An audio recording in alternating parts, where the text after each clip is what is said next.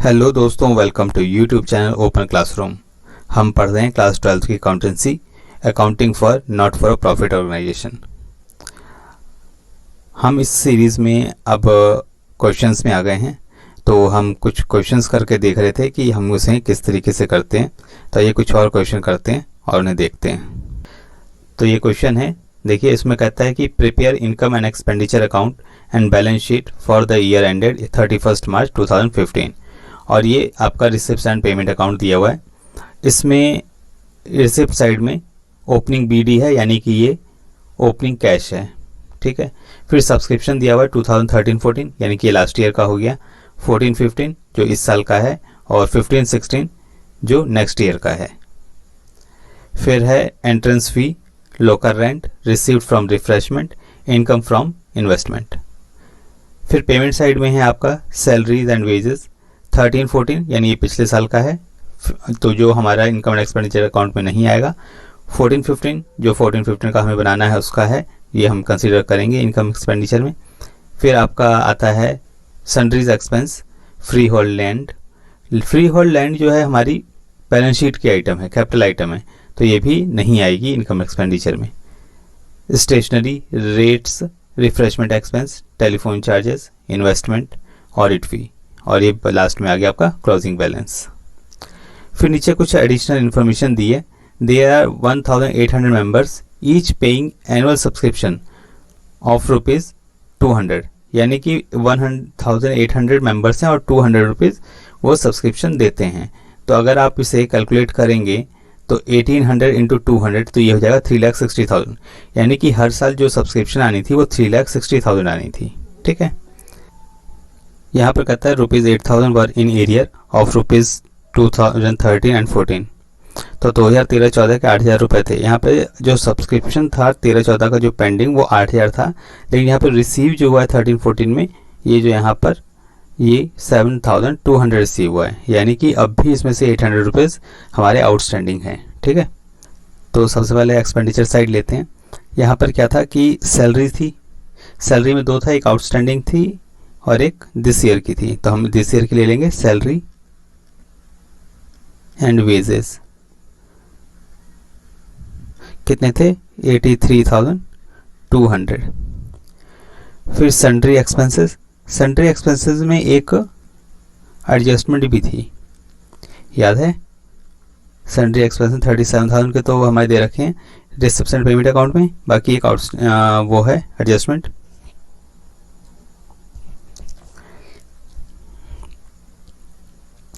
ये outstanding sundry expenses हैं 31 मार्च 2014 के कितने, 2,800।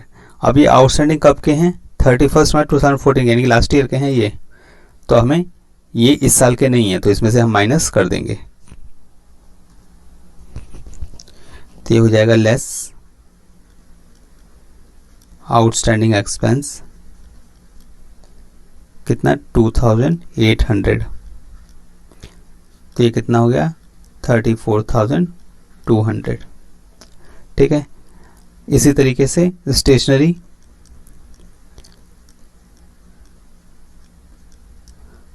स्टेशनरी 16,000 की दे रखी है हमें। अब इसमें ओपनिंग और क्लोजिंग स्टॉक दे रखे हैं, तो जो इसमें ओपनिंग स्टॉक है वो ऐड हो जाएगा, ठीक है ना। ओपनिंग स्टॉक ऐड करने से हमें पता लग जाएगा मेरा स्टॉक टोटल कितना है। ओपनिंग स्टॉक 2,000, और इसमें से लेस कर देंगे क्लोजिंग स्टॉक। तो क्लोजिंग स्टॉक माइनस करने से मेरा क्या आ जाएगा कि टोटल कंजम्पशन कितनी है, ये माइनस हो गया, तो ये बन गया 14,400, ठीक है। फिर रेट्स, रेट्स में भी एडजस्टमेंट थी, एक रेट्स दे रखे हैं 24,000। इसमें क्या है, लेस करेंगे हम जो 15-16 के पे कर दिए हैं, ठीक है ना, 2015-16 के जो पे कर दिए, और ऐड करेंगे कौन से, प्रीपेड, और ऐड हो जाएंगे प्रीपेड जो कि कब के थे, 14-15 के, ठीक है। ये हो गए, तो ये कितना हो जाएगा, 24,000। फिर ऑडिट फी 6,000। फिर डेप्रिसिएशन ऑन बिल्डिंग, डेप्रिसिएशन में कितनी बिल्डिंग है, 2.5% है, कैलकुलेट करिए, 10,000। अब यहाँ पर हम आते हैं इनकम साइड पे। इनकम साइड में सब्सक्रिप्शन में के लिए क्या दे रखा था, यहाँ पर सब्सक्रिप्शन दे रखी है कि ये लास्ट ईयर की 7200 रुपये है, ये 3,37,1415 की, ये पूरी जो है रिसीव जो हुई है ये है। लेकिन यहाँ पर सब्सक्रिप्शन है कितनी, 1800 मेंबर्स हैं, 200 के रेट से देते हैं, तो यानी 3,60,000। तो कुछ है जो हमें रिसीव हुई नहीं और उसमें से शॉर्ट रिसीव हुई है, लेकिन है जो इस साल से रिलेटेड वो हम पूरी सब्सक्रिप्शन को यहाँ पर लेंगे, यानी कि 3,60,000। तो सब्सक्रिप्शन 3,60,000। फिर एंट्रेंस फी 16,000। फिर लॉकर रेंट 58,000। रिफ्रेशमेंट कितने के हैं, 48,000 के। अब इसमें एक एक्सपेंस है, ये एक्सपेंस 13,500 के, और यहाँ पर इनकम है ये रिफ्रेशमेंट की। एक तो ये काम कर सकते हैं कि दोनों को एक्सपेंस में लिखें और इनकम को इनकम में लिखें, ये भी तरीका है। दूसरा है इन दोनों को क्लब भी कर सकते हैं, यानी कि रेवेन्यू के साथ यहाँ लिख के इसे माइनस कर दें तो भी ये ठीक है। तो मैं यहाँ माइनस कर रहा हूँ इसे, आप चाहें तो अलग भी लिख सकते हैं, वो भी सही है, वो गलत नहीं होगा। तो माइनस कर देंगे रिफ्रेशमेंट एक्सपेंस 37,500, तो ये हो जाएगा 10,500, ठीक है। फिर इनकम ऑन इन्वेस्टमेंट ये दे रखी है हमें, इनकम फ्रॉम इन्वेस्टमेंट कितनी है, 56,000। उसमें एक एडजस्टमेंट में एक्रूड इनकम भी दे रखी थी, तो एक्रूड इनकम एक्रू हो गई लेकिन मिली नहीं है, लेकिन है तो इनकम, वो लेंगे कितनी, 1500, तो ये हो गया 57,500। अब इसे टोटल करिए क्या आता है,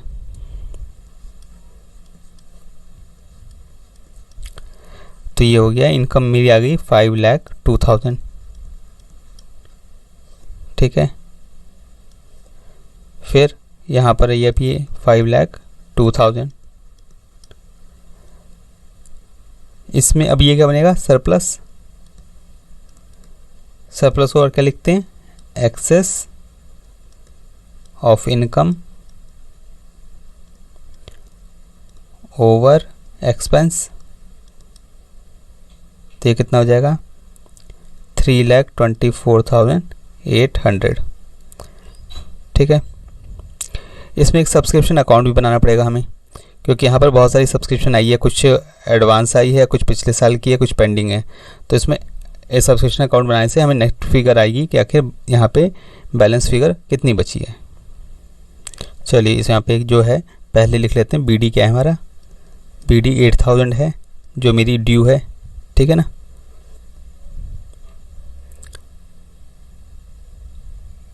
फिर रिसिप्ट्स एंड पेमेंट अकाउंट में मेरे पास कितनी आई हुई है, 3,56,000 तो मुझे रिसीव हुआ है।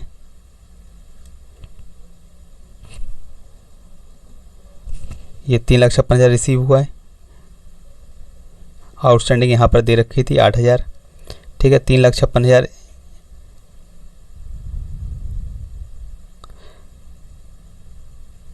ये 3,56,000 रिसीव हुआ मेरे को, ठीक है।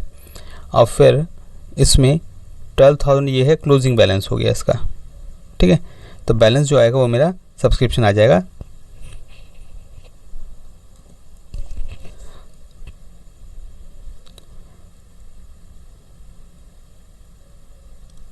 इनकम एक्सपेंडिचर से कितना आ गया,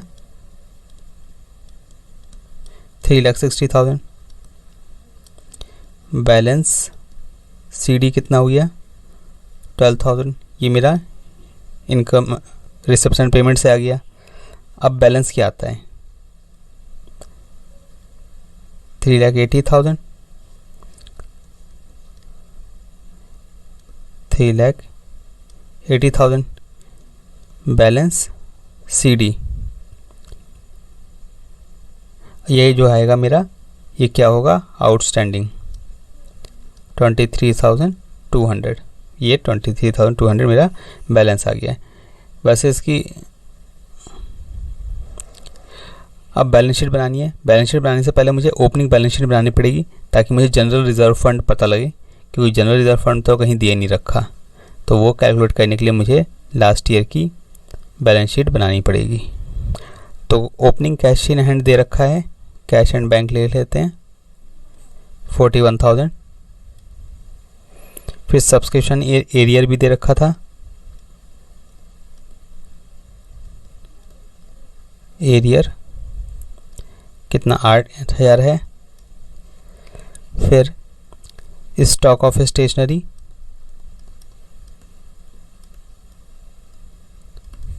2,000 का दे रखा है। फिर रेट प्रीपेड दे रखे हैं 6,000 के। फिर इन्वेस्टमेंट दे रखी है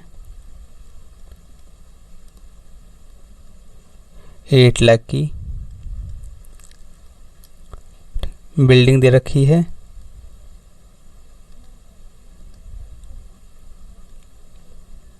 ये कितनी है, 4 लाख की।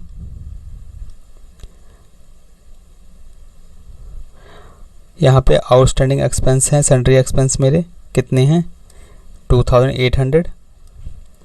आउटस्टैंडिंग सैलरी एंड वेजेस हैं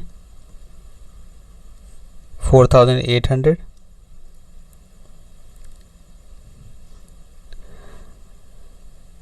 तो टोटल कितना हो गया, 1,12,57,000। ये हो गया 12,57,000। अब यहाँ पे आ जाएगा जनरल रिजर्व या जनरल फंड। तो कितना हो गया, 12,49,000। ठीक है, ये बैलेंसिंग इन फिगर। अब हमें बनानी है बैलेंस शीट। अब मेरी बनेगी इस साल की बैलेंस शीट। ठीक है, सबसे पहले कैश एंड बैंक ले लेते हैं। ये हमें रिसेप्शन पेमेंट अकाउंट में दे रखा है 53,300। फिर सब्सक्रिप्शन मेरी कितनी रह गई है, ड्यू आउटस्टैंडिंग कितनी, ये हमने सब्सक्रिप्शन अकाउंट में निकाल ही लिया 23,200। फिर स्टॉक ऑफ स्टेशनरी ये दे रखा है 3,600। रेट्स प्रीपेड ये भी दे रखा है 6,000। फिर अक्रूड इनकम भी दे रखी है एडजस्टमेंट में, accrued interest on investment 1,500। Investment जो हमें दे रखी है 8 लाख की पहले से दे रखी है।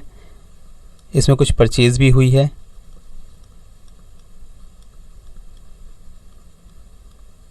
परचेज कितनी 2,50,000 की।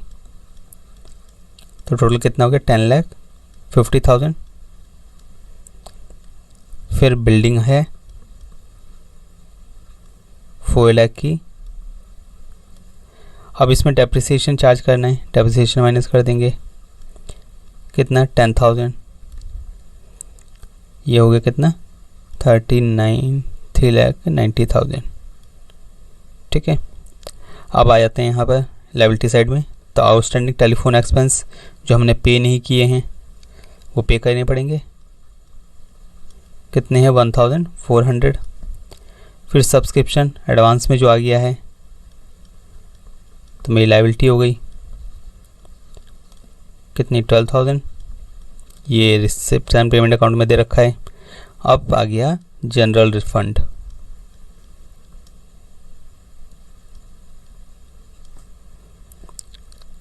ये कितना है 12,49,400।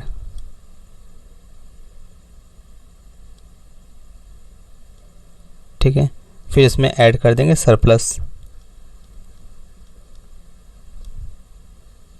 3,24,800। तो कितना हो जाएगा 15,74,200। अब इसका टोटल करना है। अगर आपका टोटल मैच कर गया तो आपका क्वेश्चन सही है, नहीं तो आपको फिर से चेक करना पड़ेगा कि गड़बड़ कहाँ हुई है।